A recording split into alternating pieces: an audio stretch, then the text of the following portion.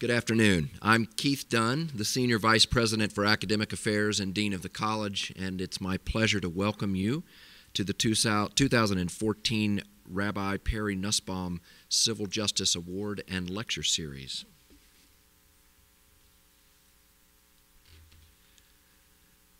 The people that walked in darkness have seen a great light. They that dwelt in the land of the shadow of death, upon them hath the light shined. From Isaiah. Those words must have come easy for the prophet Isaiah. In fact, before this lecture, I took a trip over to our HR department and looked up the job description for prophet. And the very first bullet point was shining light into darkness. In fact, the only other bullet point was the infamous other duties as assigned, which might in this case include such things as regurgitation onto a foreign shore after several days spent in the belly of a big fish. However, it's important for us to remember that society's response to having light shined into the darkness has not typically been a joyous one. Darkness is comfortable. Darkness enables us to believe the simplistic caricatures of the familiar as good and just, and the unfamiliar as inferior and dangerous.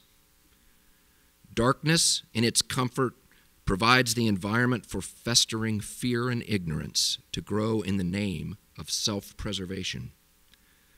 A prophet's job, then, is to disrupt this unhealthy yet comfortable darkness by shining light and exposing the true humanity of both ourselves and others with all our common strengths and failings.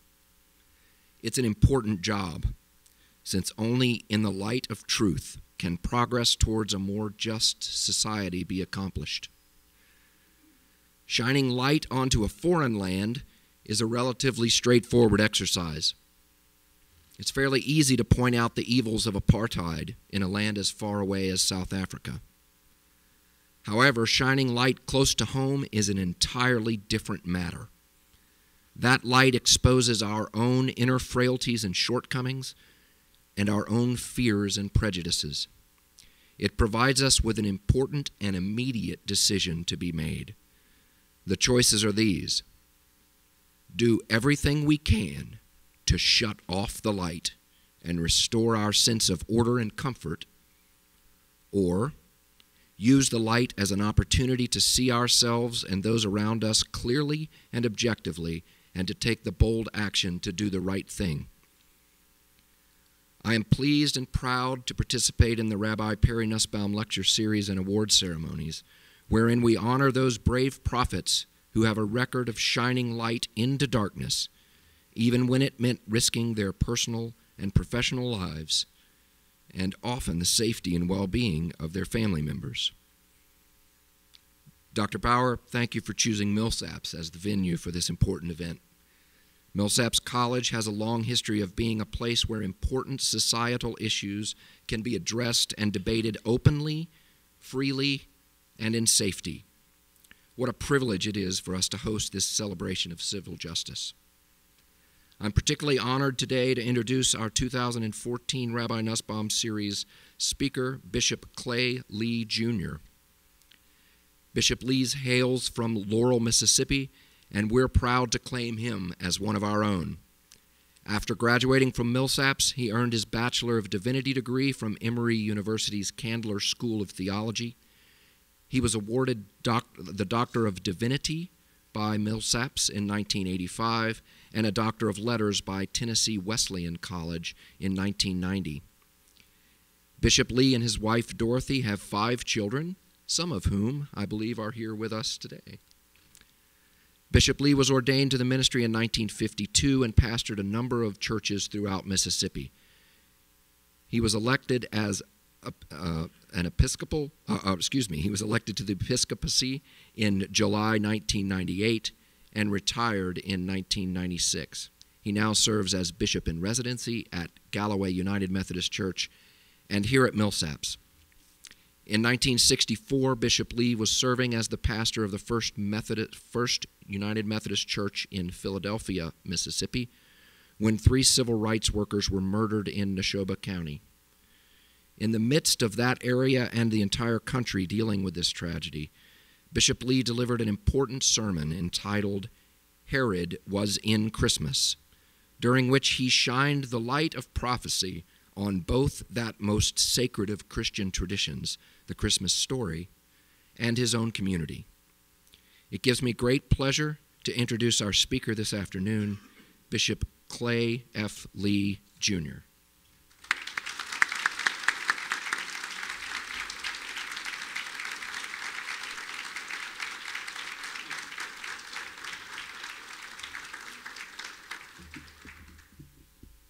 Thank you, Dean. That's about the best introduction I've had in the last 2 or 3 months. I may want to keep you around. Thank you for your presence this afternoon. I want to tell you up front, I'm not going to be lecturing. I don't know how to lecture. I'm a preacher. And there's a lot of difference in lecturing and in preaching. I do know something about lecturing because I've sat through some that inspired me and some that didn't. And I think all of us have had that. Seriously, what I would like to do in the time that we have this afternoon is to share a story with you. The truth is, I want to share 2 stories, and we'll have this big story and then a number of stories within that story. Dean has told us and reminded us of the basis of that big story. On the night of June the 21st in 1964, 3 young civil rights workers who had been arrested that afternoon right in front of the First Methodist Church where I was in the study. They had kind of glass that you couldn't see through it, so I didn't know it, but they were stopped right in front of the church, given a ticket for speeding, and then put in jail. That's not usually what happens. But after they had received the ticket, put in jail, they were released about 8:30 that night. There's some discrepancy about the exact time. But as they got in their station wagon to go back to Meridian, because that was the headquarters for a group known as COFO, or Confederacy, wait a minute, I'm off base there, Council of Federated Organizations, I believe it is. But it was a number of different organizations that had come together to work during Freedom Summer. For you see, that Freedom Summer had just started. These 3 young men had come ahead of some others and had already been working out in the Mount Zion community. Mount Zion was an African-American community about 9 miles east of Philadelphia.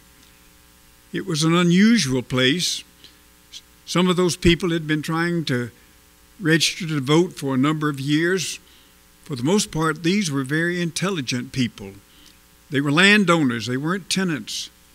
They paid their taxes.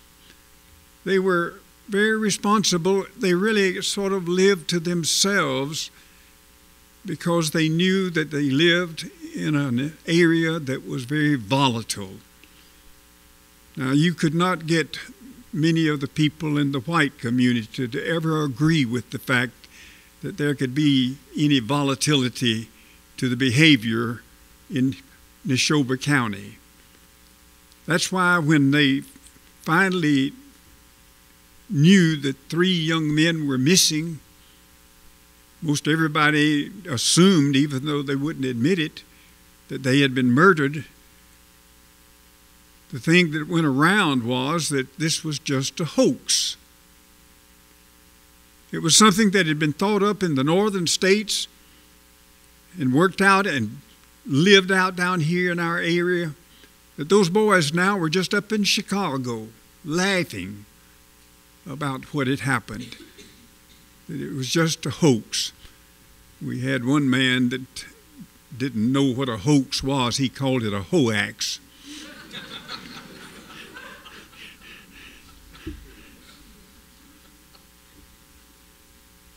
What I would like to do in trying to go back over what a lot of you already understand so much of what did happen, even though it was 50 years ago, that we still remember most of the basic facts of that story.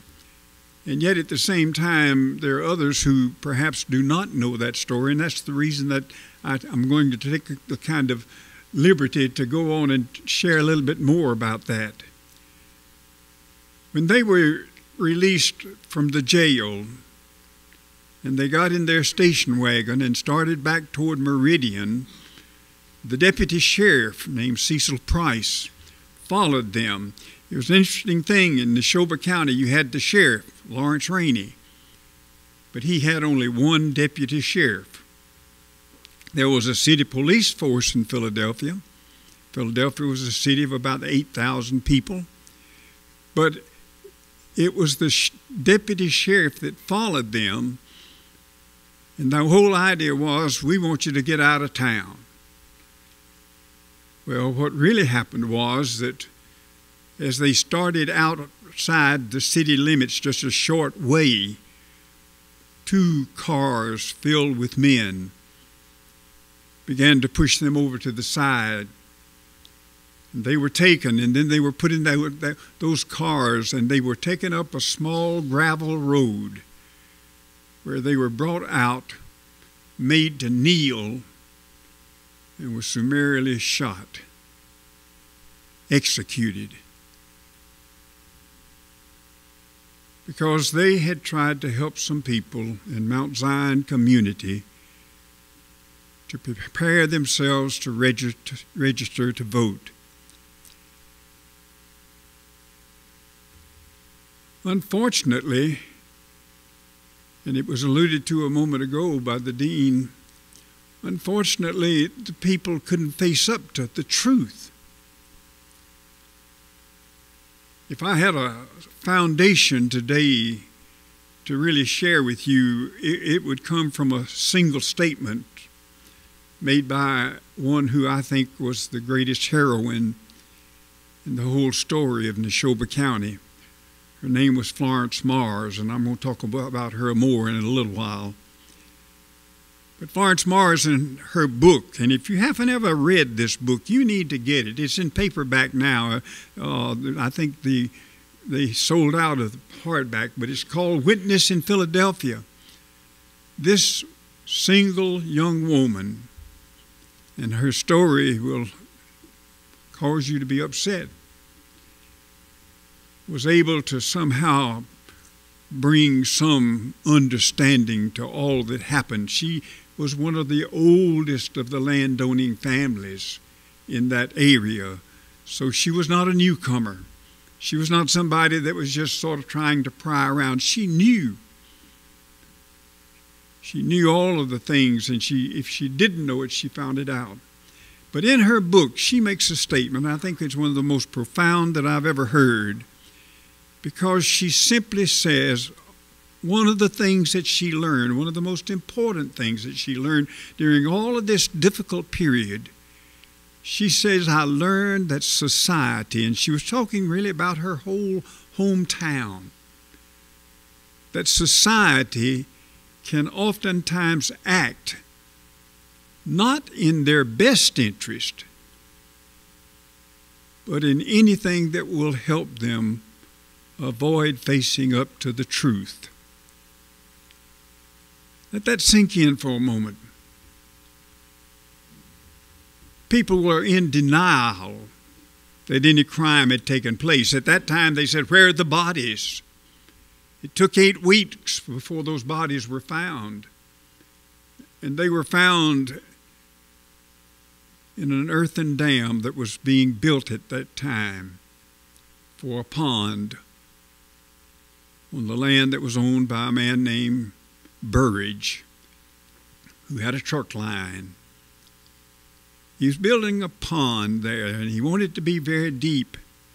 And so when they had to go and look for those bodies because somebody finally confessed that was a part of that, they had to dig all the way down through 12 to 15 feet of dirt in order to exhume those bodies. And that happened, of course. People had to change their stories. Now, I think it would be helpful at this point to perhaps put in perspective exactly why it was that there was this kind of feeling that it was a hoax, that it was just something that they weren't really dead until they found the bodies. In 1830, in the area that has Neshoba County and now today Newton County, in those two counties, in that area, in 1830, there were 22 white landowning families. 100 years later, there were 18 direct descendants, 18 families of those who had been there 100 years before. You can imagine in that somewhat compacted geographical area that you have intermarriage. You have families that, have to merge. And what happens, of course, is that everybody's kin to everybody else. And one of the things that our family discovered when we first moved there was that a newcomer to town better be careful. Oh, there was some kind of common courtesy shown. And being a preacher, they didn't have much choice. They had to be nice. But we observed it with others who had come there. And they were under the eye and the watching, the waiting, because they really were suspicious that any newcomer would have all kinds of problems. Now, that's the big story. And you have to remember when you've got this kind of situation that they are able to shut their mouths and not talk about it in open. I'm sure they were talking about it over the backyard fence, so to speak. But they did not speak about it at all. It was as if it would just go away if they ignored it long enough. Now, if you can keep that in perspective, the murders took place, the bodies were unearthed beneath that dam, and then, of course, there were some other things that happened. I told you I wanted to tell you some stories within this large story. And the first story I want to tell you about is Florence Mars. Some of you have read her book, and you remember how she really was able to work her way through all of these things in spite of the fact that she herself had become a focal individual that the Ku Klux Klan had to deal with. That grew out of the fact that she had inherited a stockyard. Now, Florence was one of us. She graduated here at Millsaps College. And then she did some traveling. She had the opportunity to go out and kind of see another part of the world where people weren't so suspicious of one another. And I think she had a dream for this. She also had some very dear friends. I think there were people that would have died for her in a moment in the African American community. Florence was a unique person. She'd been stricken with polio when she was young. She had a very distinct limp that slowed her down, but it didn't slow her mouth or her thinking down. Florence had never had much use for the church until about 2 years before I came there. The pastor at that time was John Cook. John was an older man. He's no longer with us, unfortunately. He was always one of the most proper people I've ever known. But he also was one of the smartest and one of the warmest-hearted people I've ever known. And he became her mentor. He helped her to see what she could accomplish if she was a part of the church and how she could be more productive and touch the lives of more people. So just to make a long story short, Florence began to work with the young people. She sang in the choir. And ultimately, she became the teacher for young women's Sunday school class. And she was having a ball. But then, during this period of time that I've just discussed, during this period of time, there were all kinds of threats that were made that she would lose her stockyard, that they would poison the cattle that would be brought there to be sold, and that she would be denied any kind of financial income from that. Florence ultimately had to give up that stockyard, her source of income. And then they began to work on her in the church. And to make a long story shorter, she had to give up her work with young people. And finally, the husbands of those young women that were in the class that she taught were able to manipulate the situation and to say that she is not proper, she's not good for that class, that she's not good for the church. And she had to resign from that class. I think one of the saddest moments I've ever experienced in my life was when she sat down in my office there at First Methodist Church in Philadelphia when this happened. And she told me about what had happened and what was. These were her friends. They weren't just young women in the Sunday school class. These were people that she knew the family. She was a part. But that's the kind of atmosphere, unfortunately, that existed at that particular time.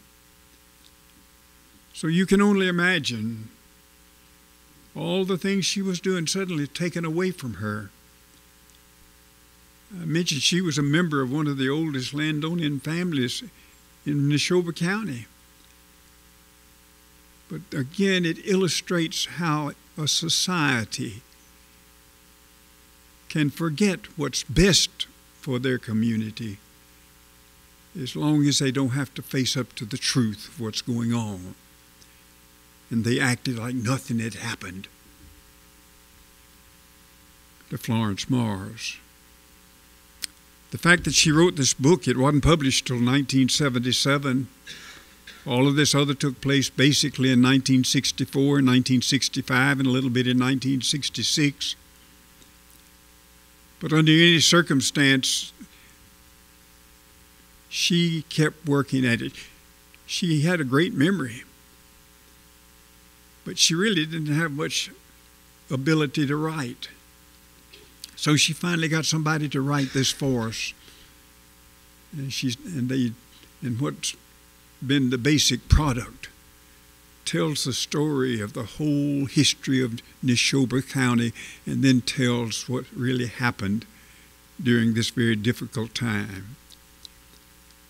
I thought last night, as we had our banquet here, as we honored some new recipients of the Nussbaum Award, that I wish Florence could have received that.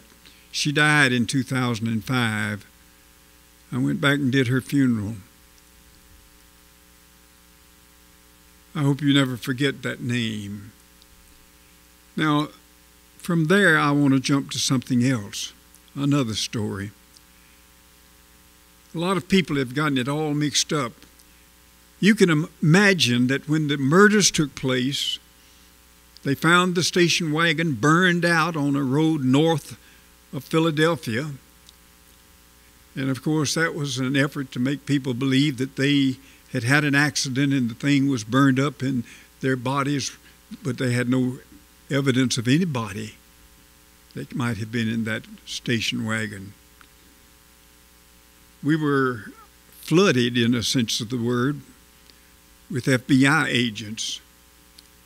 And those of you who are old enough to remember that there were all kinds of searches that went on trying to find the bodies.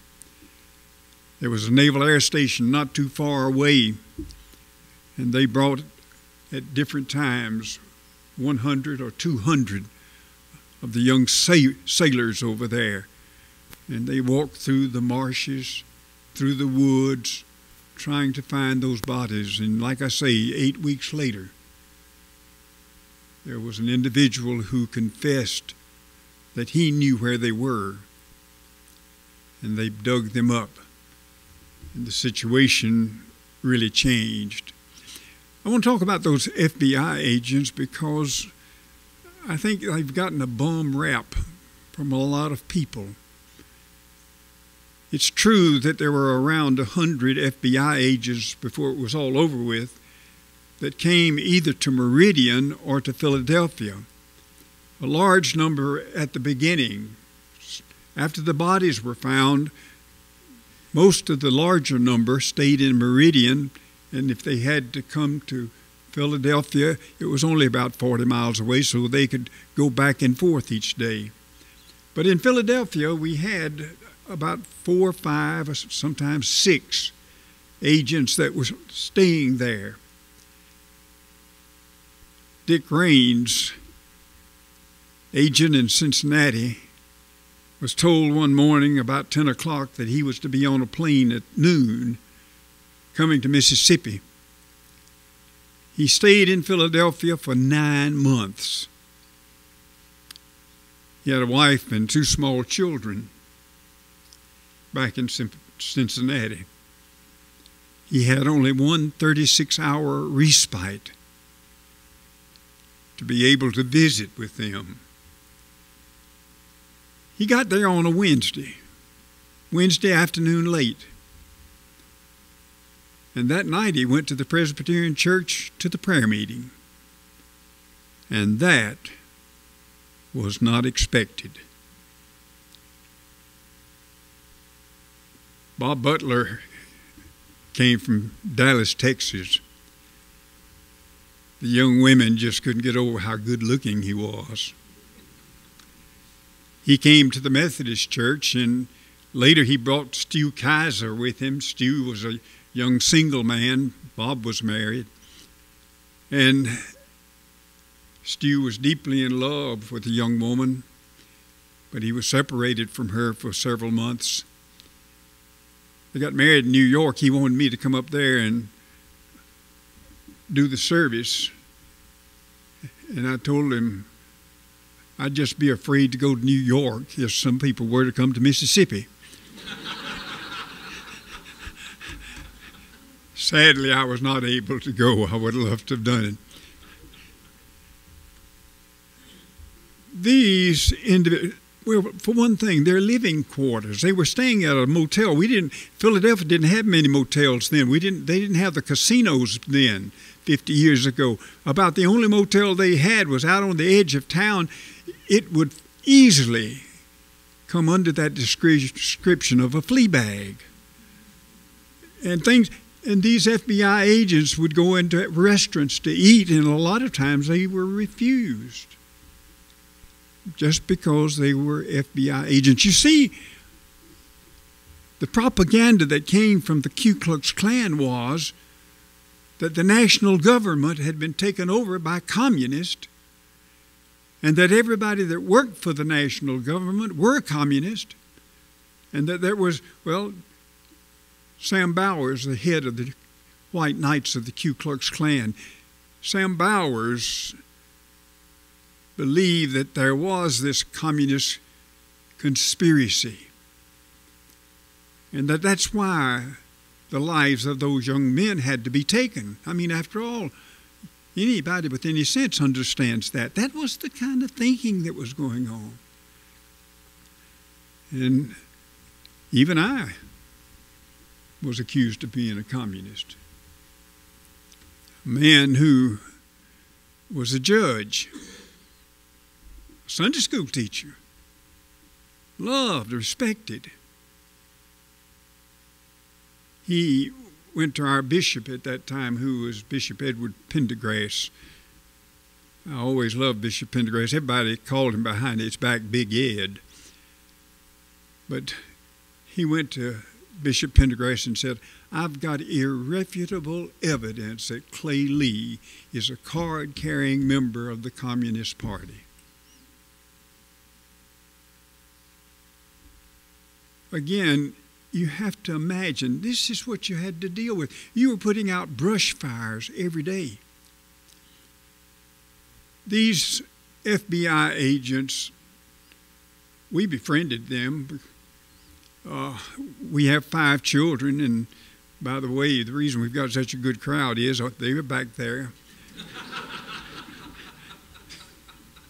And amazingly, I didn't have to pay them to come. But these guys there, Dot is an excellent cook, and she would invite them to come to the evening meal on several occasions. And when they came, our children were only between 1 and 11. They were right at 12 at that time. And they fell in love with the children. And the children fell in love with them. The community, of course, thought that we were sitting in the parsonage talking about the case, that they were telling me what to do or I was telling them what to do. That was crazy. I could stand before God at this very moment and say, we never did that. We did play cards, but it creates an undercurrent, you know. But I said it's worth the price. It's not all that much, because these guys, I hurt for them, being away from their families and also living in a situation that was far less than perfect. So if you ever hear people talk about the FBI agents and how they just stormed through and stepped on people's feet, they had to step on some feet. But mostly they were there trying to find the evidence of who was really responsible for those 3 murders. Now, having said that, I want to move to another area, another story. I better look at the time. Well, we've got time to make up 2 or 3 other stories.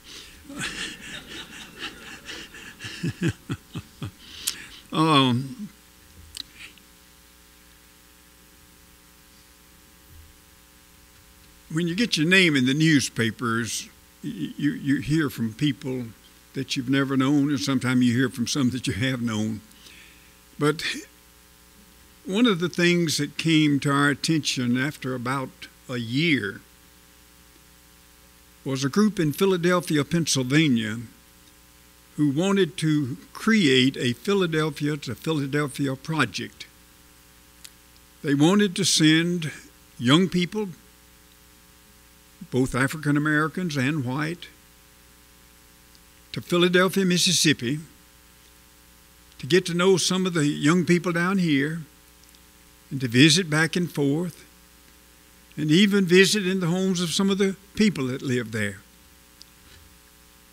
Now, folks, if you can somehow take hold of the atmosphere that was in that community at that time, that was one of those situations where you had to say thanks, but no thanks. It would have been the worst thing that could have ever happened. The whole community was in turmoil, and if you had added this in there, it would have been very bad. A group of us finally went to Philadelphia, Pennsylvania, and we went to a big banquet at the First Methodist Church in Germantown of Philadelphia. The pastor of the First Methodist Church in Germantown, as well as the pastor of the Unitarian Universalist Church, Rudolph Gelser, were the ones that were trying to do this. And we were trying to say to them, we thank you for it. It's a great idea. We appreciate your concern. but you might be putting your children in harm's way. Maybe the time will come. A man named Carly Peoples. Carly was probably in his mid-70s. He was president of the Chamber of Commerce in Philadelphia. Good man. He went with us, and he made one of the finest speeches at that banquet that I've ever heard. Speeches of reconciliation, speeches of respect for one another. But he also tried to paint the picture that they could not send large groups there. Ultimately, 2 young men came to Philadelphia and stayed, I think, 5 days. But this was a good year later, so that would have made it 2 years away. But that, among other things, are the kind of things you had to be dealing with every day. You wanted to help the community to find itself. But with the situation as it was, any newcomers would just be immediately pushed back. They would be outsiders. And so that's one of the things we had to deal with. The rebuilding of Mount Zion Church, it was burned down, you remember, before the murders took place. There were some people in the First Methodist Church that finally said, and I please don't misunderstand me, I respect them and everything, but it took us so long to come around to be able to say, let's do what we ought to do. Let's help rebuild that church. 2 of the men had lumber companies, large lumber companies, and there was another lumber company that had already offered some help. So that part of it was not all that big. These 2 men, 2 laymen, and myself and one other went out to an old abandoned school one afternoon and met with representatives from Mount Zion Church. And they were rejoicing that somebody wanted to help them. Before the evening meal,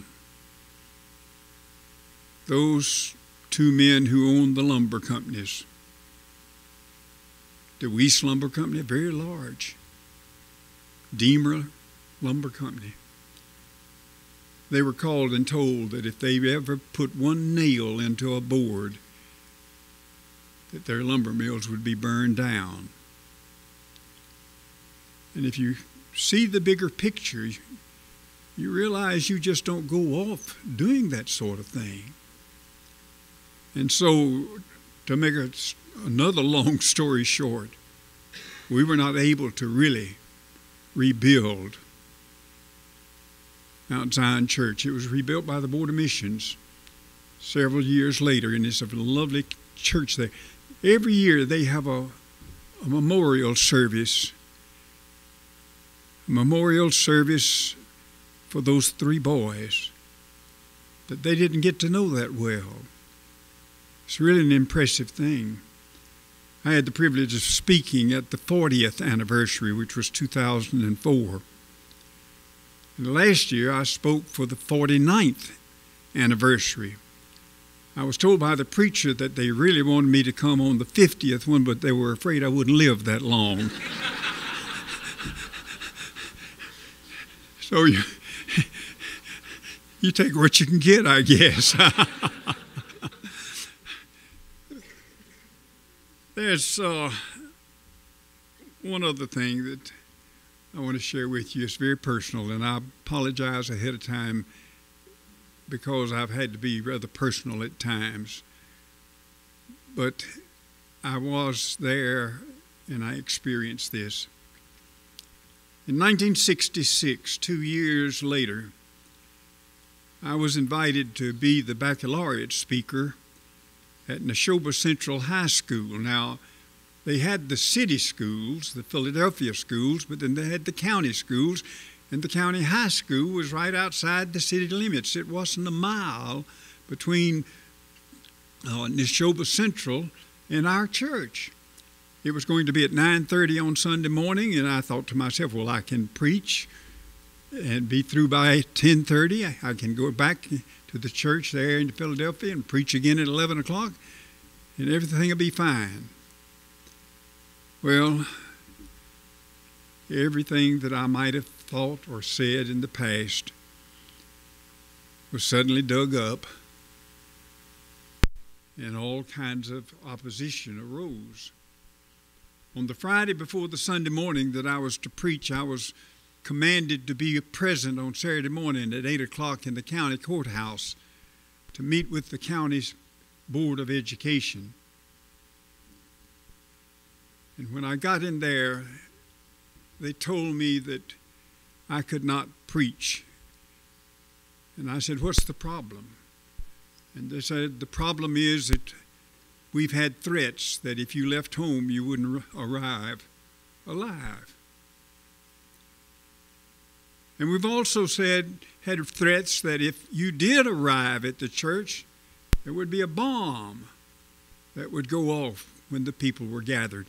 Now, folks, I'm not very smart, but I'm smart enough to realize how stupid that is.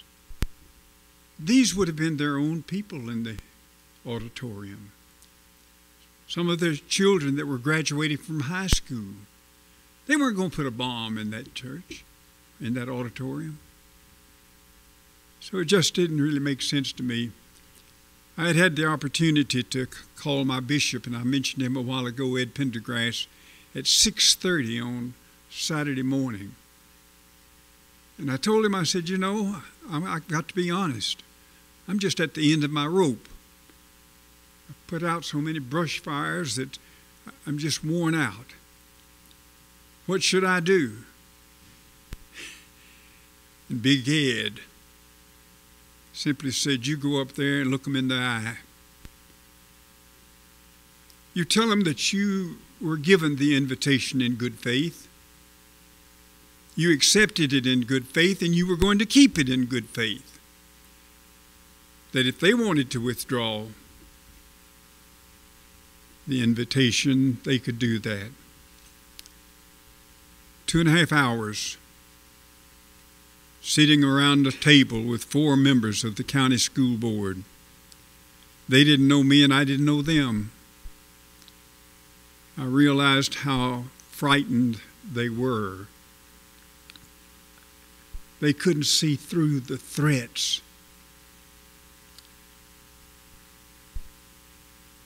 We finally reached an agreement.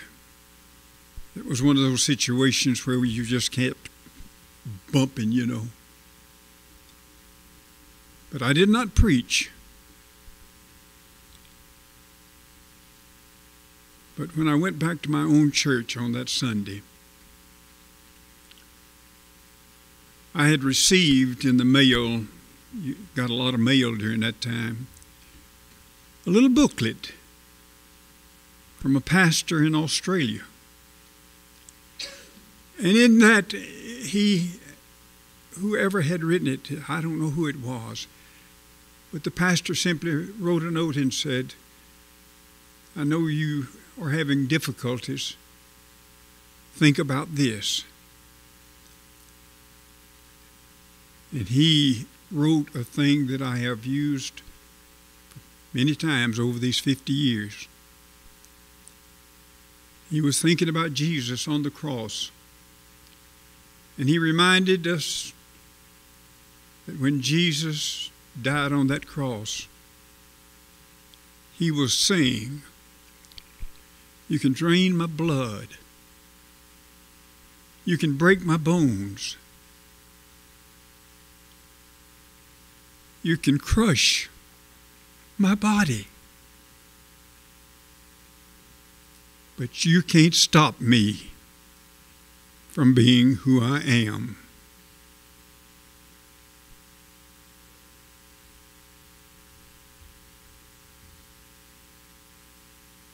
And I had said that same thing to the county school board.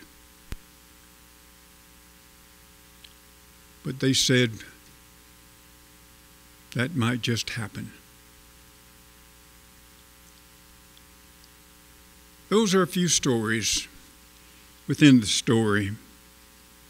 And I thank you for your kind attention.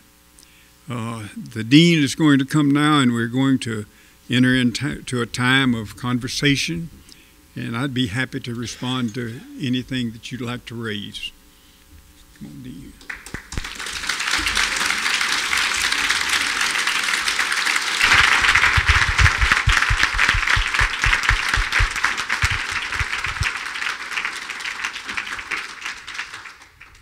Bishop Lee, you can stay right there, and I'll field questions from here.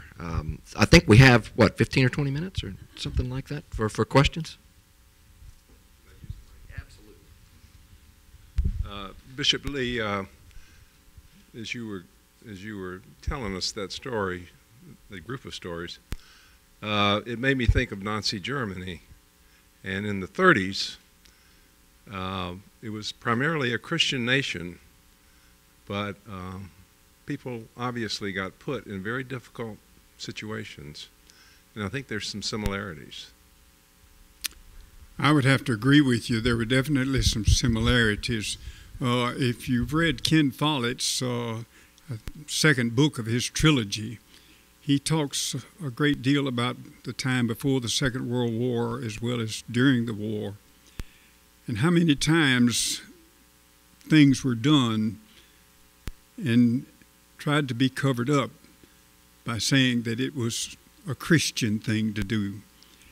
You had that with the Ku Klux Klan. I didn't talk too much about that, but you ought to go back and find some of the literature that they put out. It's just a repeat of what happened then. Thank you.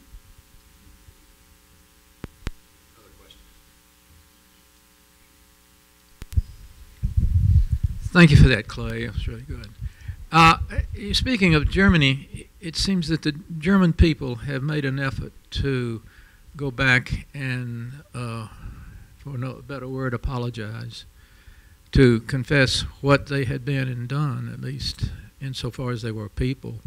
Has there been any effort in Philadelphia to do the same sort of thing? Thank you, T.W. In the year 2004, a biracial committee was established in Philadelphia, Mississippi. And I must take my hat off to them, for they have done some exceptional things during the years from 2004 up to the present. And the only thing that I regret is it took 40 years.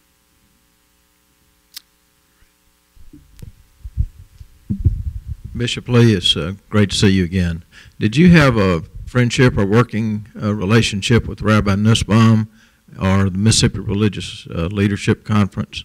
And also maybe as a separate thing, did you ever talk or get to know Jack Nelson about his book, Terror in the Night? I read that book. I did not know him personally, and it's a terrible story. But back to Rabbi Nussbaum, I met Rabbi Nussbaum. I was not in Jackson. I was in Jackson part of the time that he was here, but I did not have a real close relationship with him, but I did admire him because particularly when his house was bombed here in Jackson, it just, that to me is something that's just beyond any kind of description whatsoever. I was a part, there was a committee of concern first, and it was made up basically of the bishops of the Roman Catholic Church and the Methodist Church and the executive secretary of the Baptist Convention and everything. And I was at that time working at the Methodist building and was asked to be part of that. Later on, I spent a number of years as a member of the board of directors for Mississippi Religious Leadership Conference, which I also think has done a great job, and more often than not, many people don't know it exists.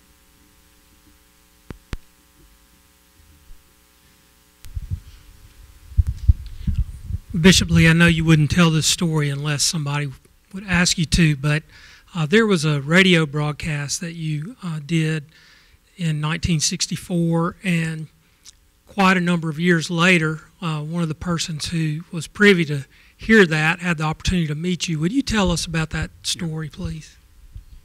I had so many stories I couldn't tell all of them. And you know how preachers are, they're very wordy.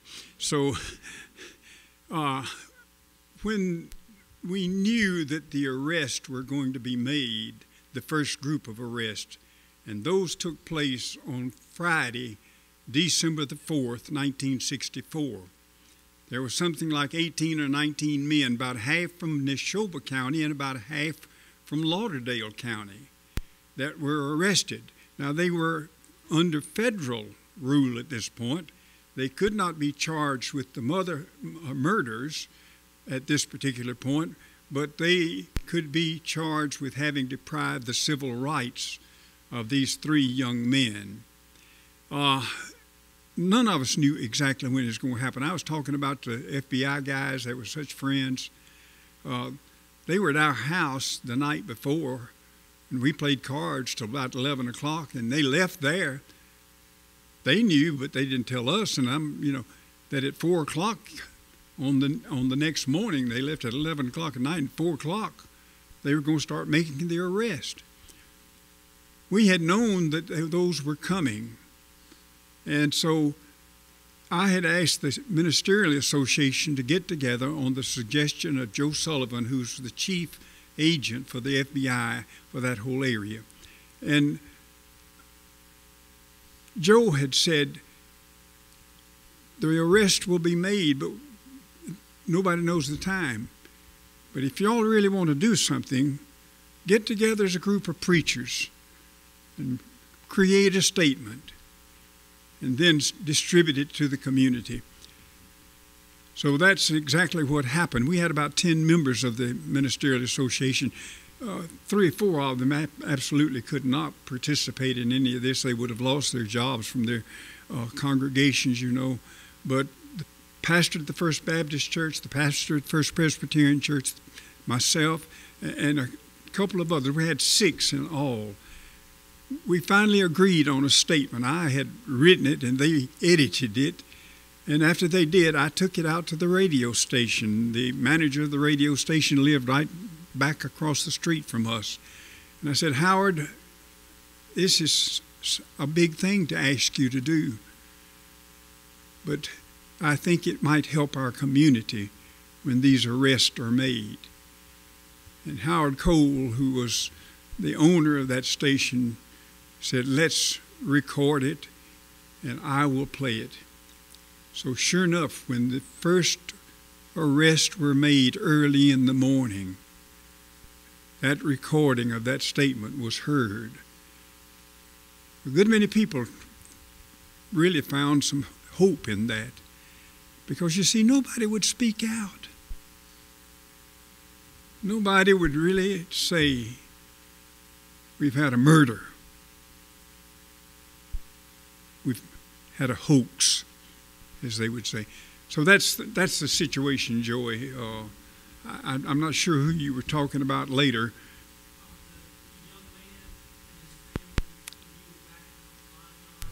Yeah.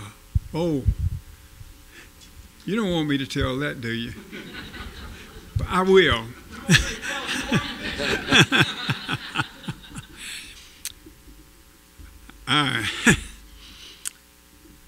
I'm not sure I can tell it because it was one of the most touching moments in my whole life. In about 2004, Bishop Ken Carter, who was our bishop in Mississippi at that time, took his district superintendents. The state was divided into 12 districts. And he took the superintendents and their spouses, and they visited several different places. And he knew my relationship with Mount Zion Church, and so he invited Dot and myself to go. And we did. And it was a nice afternoon. There was a woman who was 86 years old. I thought it was terribly old then. I'm 84 now. So, but Miss Steele, she was there the night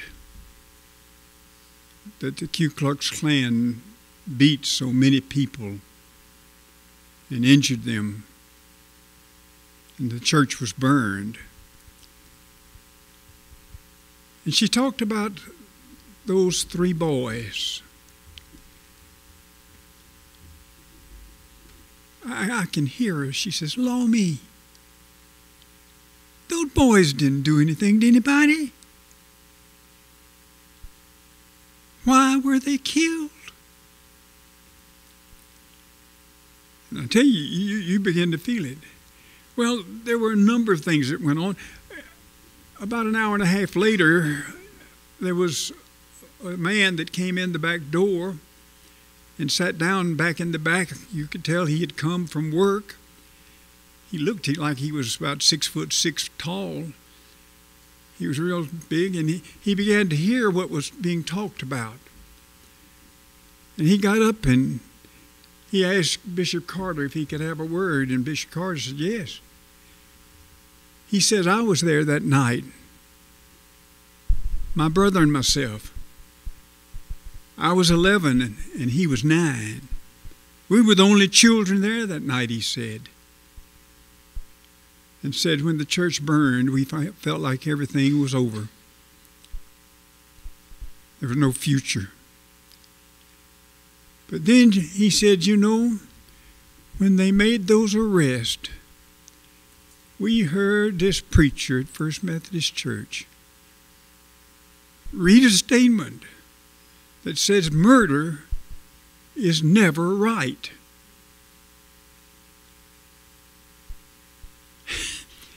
He said, "You know, all these years I wanted to meet that man."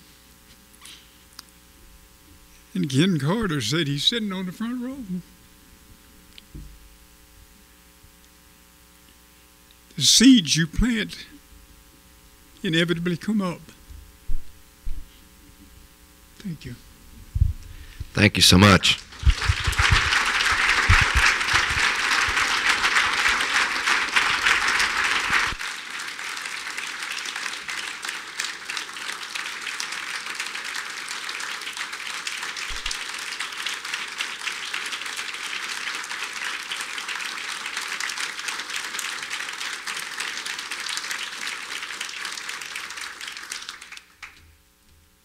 We couldn't have scripted a better last line.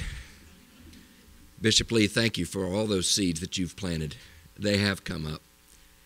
Thank you all for participating in this year's Nussbaum lecture series and awards ceremonies. Have a blessed day.